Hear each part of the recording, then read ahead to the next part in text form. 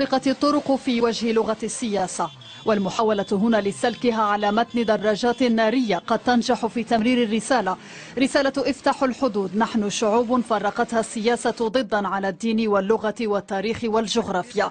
بالمنطقة الحدودية ضرب دراجون دي شمال إفريقيا موعدا كان ليكون نقطة انطلاق نحو جولة تجوب البلدان المغاربية، لولا أن أخلف الموعد حدود تواصل مغلقة.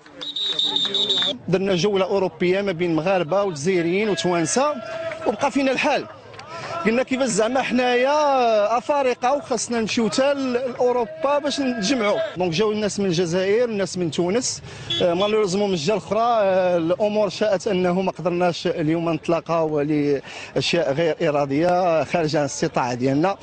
35 دراجا قدموا من مختلف المدن المغربية، من وجدة، من الرباط، ومن الدار البيضاء إلى المنطقة الحدودية بين الجراف بالسعيدية، يؤكدون أن للمجتمع المدني دور للعبه في جهود بناء الاتحاد المغاربي.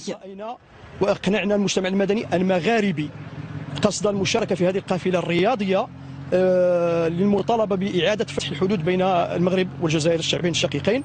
والحمد لله يعني لبوا النداء بدون أي خلفية، لبوا النداء مجتمع مدني مغاربي.